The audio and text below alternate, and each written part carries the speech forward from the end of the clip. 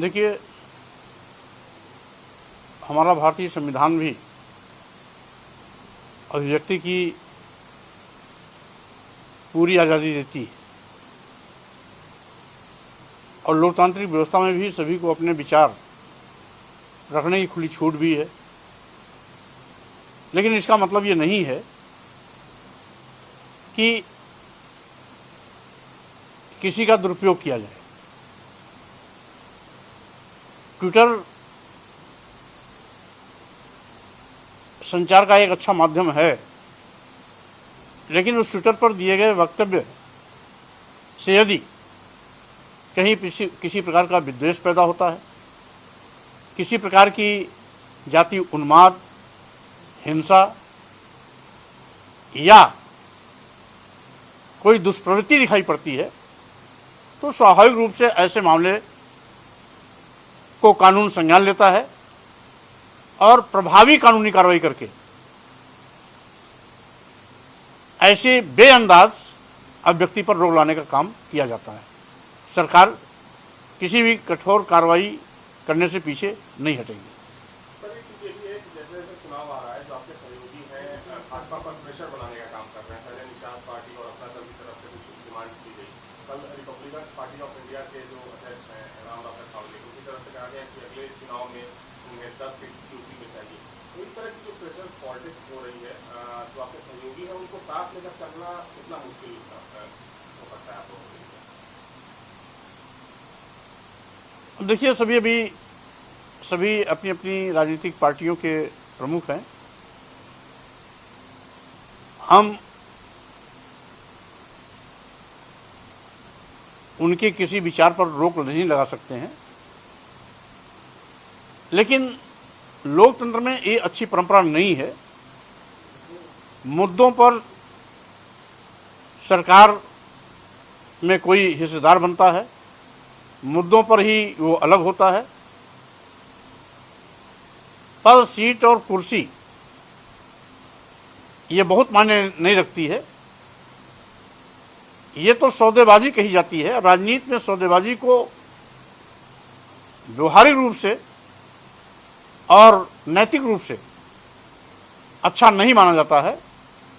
इसलिए यदि किसी को कोई एतराज है तो मुद्दों पर बात करें, और मुद्दों पर अगर असहमति है तो हम समझते हैं वो जायज हो सकती है। लेकिन सीट और कुर्सी, पद, यह किसी भी गठबंधन का अंदरूनी मामला है। बयानबाजी के माध्यम से यह नहीं सुलझाया जा सकता है, बल्कि ऐसे मामलों में यदि कहीं किसी बात पर कुछ किंचित मतभेद है या उनकी चाहत के अनुरूप गठबंधन काम नहीं किया है, तो आपस में बैठ करके ऐसे मामले को सुलझाने का प्रयास करना चाहिए। बयानबाजी करके हम समझते हैं वो अपने नेतृत्व को हल्का करते हैं, अपनी पार्टी की गरिमा को गिराते हैं। इसलिए नेताओं को इससे बचना चाहिए।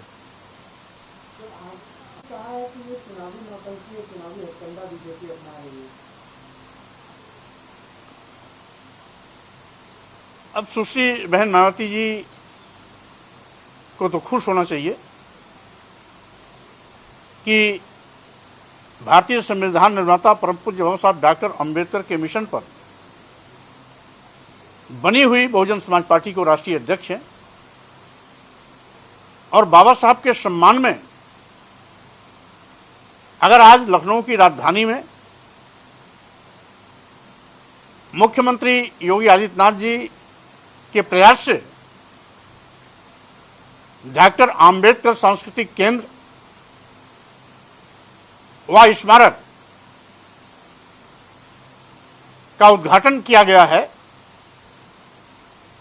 तो उन्हें तो खुशी व्यक्त करनी चाहिए। और हम समझते हैं पहले भी केंद्र में माननीय प्रधानमंत्री नरेंद्र मोदी जी ने भारतीय संविधान निर्माता और वंचित, उपेक्षित समाज के मसीहा, जुल्म जातीय अन्याय के खिलाफ एक बुलंद आवाज भारतीय संविधान निर्माता भारत रत्न बाबा साहब डॉक्टर अंबेडकर के सम्मान में 5 बड़े स्मारक बना करके पंचतीर्थ के रूप में बाबा साहब डॉक्टर अंबेडकर को सम्मान देने का काम किया है। बाबा साहब डॉक्टर अंबेडकर का जन्म स्थल मूछावनी के साथ साथ उनका जो इंदू मिल का मैदान है वहां पर, इसके साथ ही साथ दीक्षा भूमि पर बाबा साहब डॉक्टर इंग्लैंड में जहां पढ़ाई करते थे उस स्थान पर, एवं बाबा साहब डॉक्टर अंबेडकर ने जहां अंतिम सांस ली थी उस स्थान पर कुल 5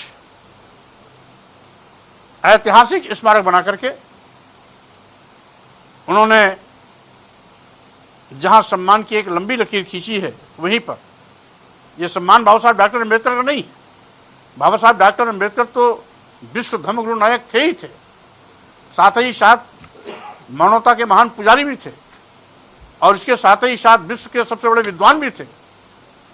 तो सम्मान तो उनके पीछे चलता है, लेकिन यह सम्मान बाबा साहब डॉक्टर अंबेडकर को मानने वालों का है, जो आज करोड़ों करोड़ों गरीब, मजलूम, दलित, पिछड़े, उपेक्षित, वंचित समाज के लोग उनके अनुयायी हैं। यह सम्मान उनका है और हम समझते हैं उसी तर्ज पर आज माननीय मुख्यमंत्री योगी आदित्यनाथ जी ने भी उत्तर प्रदेश में बाबा साहब डॉक्टर अंबेडकर के सम्मान में, ये उनकी दूसरी पहल है। पहली पहल उन्होंने तब किया था जब सभी सरकारी कार्यालयों में बाबा साहब डॉक्टर अंबेडकर की मूर्ति लगाने का निर्देश हुआ था। आज ये दूसरा एक ऐतिहासिक क्षण है जब बाबा साहब डॉक्टर अंबेडकर के सम्मान में डॉक्टर अंबेडकर सांस्कृतिक केंद्र एवं प्रेरणा केंद्र के रूप में आज इसका शुभारंभ किया जा रहा है। हम इस अवसर पर माननीय राष्ट्रपति जी ने जो अपने कर कमलों के द्वारा इसका उद्घाटन किए हैं और माननीय मुख्यमंत्री योगी आदित्यनाथ जी ने जिसके प्रयास से ये ऐतिहासिक क्षण आया है, श्री राज्यपाल जी को मैं बहुत बहुत बधाई देता हूं और साथ ही साथ अपेक्षा करता हूं कि बाबा साहब डॉक्टर अंबेडकर के बताए रास्ते पर हमारी सरकार आगे भी काम करती रहेगी, चलती रहेगी। हालांकि ये भी देखा गया कि उन्होंने अपने जिलाध्यक्षों को निकाल दिया। क्या माना जाए कि सपा अपने कार्यकर्ताओं पर कंट्रोल हो चुकी है? अब ये प्रश्न तो आपको समाजवादी पार्टी के राष्ट्रीय अध्यक्ष जी से पूछना चाहिए था। रही बात,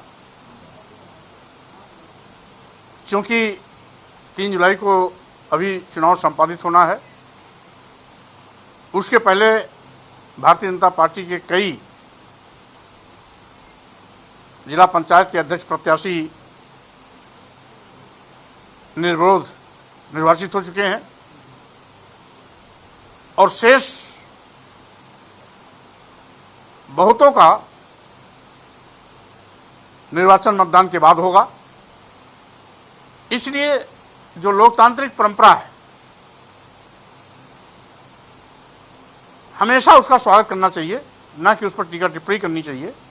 अगर समाजवादी पार्टी अपने प्रत्याशियों का पर्चा दाखिल नहीं करा पाई तो भारतीय जनता पार्टी पर इस कार्य के लिए एक दोषी कैसे है? ये तो साबित होता है कि समाजवादी पार्टी अंतर कलह की शिकार है, संगठन छिन्न भिन्न है, अनुशासन कि अनुशासनहीनता है और कहीं न कहीं राष्ट्रीय अध्यक्ष जी के नेतृत्व का उनके समर्थक मजाक उड़ा रहे हैं। तो ये चिंता का विषय समाजवादी पार्टी के लिए है, भारतीय जनता पार्टी के लिए नहीं।